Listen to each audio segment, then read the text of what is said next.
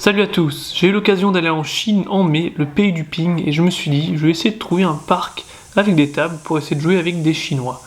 Est-ce que le mythe du papy ou de la mamie chinoise du parc qui te défonce au tennis de table est vrai?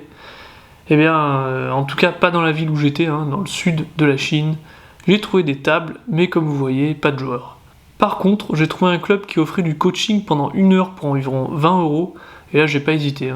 Dans cette vidéo, tu verras comment un coach chinois va pointer du doigt mes défauts en top spin coup droit, sur balle sans effet et sur balle coupée.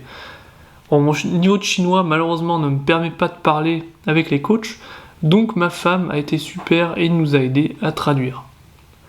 J'ai commencé par montrer mon top spin coup droit d'un joueur classé 550 à ce jour, mais j'ai le niveau d'un 800 à peu près. Comme tu peux le voir, ça n'a pas duré très longtemps avant que le coach me donne un premier conseil. Je faisais un geste qui allait trop vers le haut, donc il m'a conseillé de fermer un petit peu plus ma raquette. Bon, pas longtemps après, il m'a dit que j'étais trop tendu, donc ça je m'y attendais. Peu importe combien de fois on me le dit, c'est difficile de changer, mais il faut vraiment se forcer à se relâcher. J'ai essayé donc de me concentrer sur ça dans un premier temps.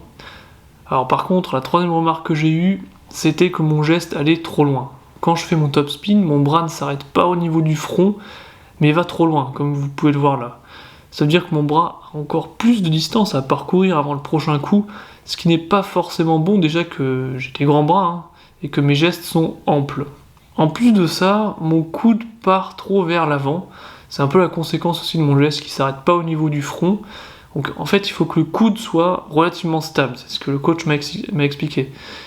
Et c'est juste le bras qui bouge en combinaison avec la rotation du tronc. Comme je suis trop tendu, je suis obligé de faire un geste trop en force qui n'est pas propre techniquement. Donc comme tu peux le voir, le coach a dû me reprendre à plusieurs fois et c'est difficile de corriger des mauvaises habitudes qui se sont bien ancrées. Donc tu vois, ici là je me concentre à ce que mon geste s'arrête au niveau du front. Donc j'y arrive quand je me concentre dessus bien sûr, mais en faisant ça, je me focalise sur une chose et je me focalise moins sur d'autres parties du geste qui sont importantes aussi. Donc une chose que le coach m'a remarqué, c'est que j'ouvrais ma raquette sur la fin de mon geste. Il m'a conseillé de garder la raquette fermée, donc si je ferme plus ma raquette, pour que la balle passe le filet, je dois insister plus sur le mouvement vers l'avant du corps, avec la rotation du tronc, et un coup vers l'avant, donc pas vers le haut, mais en gros je dois beaucoup plus traverser la balle. Maintenant, on va passer au top spin coup droit sur balle coupée, mais avant, pour conclure sur mon top spin coup droit, il y a plusieurs choses à améliorer, donc c'est ce qu'on a pu voir grâce à ce petit coaching de 30 minutes. Donc déjà, être plus détendu, voilà, ça tout le monde peut me le dire, pas besoin d'être un coach de haut niveau. Mais bon, c'est un truc de base qu'il faut, il faut que je me force à progresser à ce niveau-là. Ensuite, deuxième point, le coude doit être plus stable. Je dois déplier jusqu'à ce que la tête de la raquette arrive devant mon front. Et je dois plus fermer la raquette lors du contact balle-raquette en traversant plus la balle, c'est-à-dire en m'aidant de la rotation du tronc pour que la balle ait une trajectoire un peu moins en cloche.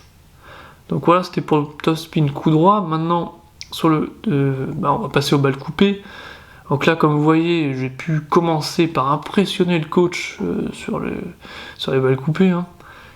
Et tout comme pour le top sur balle non coupée, il insiste sur le geste du bras. Pas forcément besoin de faire un geste aussi ample. Je déplie le coude, je ramène la raquette devant mon front. C'est difficile de changer, mais là, bien sûr, l'objectif, c'était surtout d'identifier un petit peu qu'est-ce que je pourrais améliorer. C'est clair que c'est pas en 1 heure de coaching que je vais corriger tous mes défauts. Ce qu'on voit ici, c'est que mon top sur balle coupée, il est vraiment en cloche. Donc il m'a dit d'essayer de faire un top un peu plus frappé. Le problème, c'est que j'ai pris de mauvaises habitudes, et c'est difficile de s'en séparer. Donc on voit qu'à la fin du coaching, même si au fur et à mesure, j'essayais de tenir compte des remarques, à chaque fois je retombe dans mes mauvaises habitudes, même si j'arrivais à placer quelques balles, j'arrive à placer quelques balles, mais c'est pas top, on sent que je suis crispé, j'assomme même le coach ici, comme vous pouvez le voir, donc le pauvre, c'est comme ça que je le remercie pour ce coaching. En tout cas, ici on peut voir que le coach principal a fait une démonstration, et sans s'être habitué à ma raquette, son geste est bien plus propre et plus contrôlé que le mien. C'est intéressant un peu de comparer et de voir les différents gestes. Vous allez voir maintenant à gauche de l'écran mon top spin sur balle coupée, et à droite le top spin du coach, donc pour avoir une comparaison directe, étape par étape, en décomposant le geste. Dans la préparation du geste, on est à peu près pareil, par quelques détails, mais on va pas s'attarder sur les détails aujourd'hui. Par contre, après, on voit vraiment, et c'est là que ça devient intéressant, déjà, moi je prends la balle plus haute. Comme je suis plus grand, j'ai tendance à pas trop aimer les balles qui arrivent basses, donc je la prends un peu plus haute. Là, c'est intéressant de voir comment est mon bras juste après avoir tapé la balle. Donc là, on voit que moi, je suis quasiment à 90 degrés, avec l'angle entre mon avant-bras et puis mon arrière-bras, alors que le coach, pas encore. Lui, il a quasiment le bras tout déplié, et c'est après que, il va refermer, replier son coude est bien stable, et il replie l'avant-bras jusqu'au niveau du front, et là il est à 90 degrés, alors que moi, je replie et j'amène ma raquette plus loin que mon front, vraiment plus loin, alors que lui ça s'arrête bien au niveau du front, donc ça c'est la plus grosse différence entre lui et moi. Si on regarde aussi le deuxième coach qui a aussi fait une petite démonstration, lui son top sur balle coupée il est bien plus rapide, plus propre, moins en cloche, plus contrôlé, alors que moi c'est un peu plus... il y a une balle sur deux qui va finir dans le décor, quoi. Donc voilà, après ce petit entraînement, j'ai eu l'occasion de faire un match contre 2 Chinois et contre les 2 coachs.